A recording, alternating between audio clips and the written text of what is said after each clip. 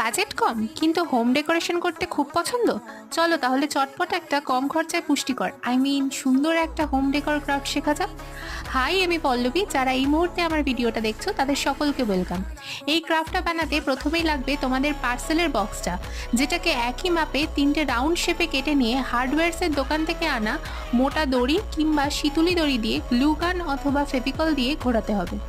ঠিক যেমন অচেনা রাস্তায় গুগল ম্যাপ আমাদের ঘোরায়।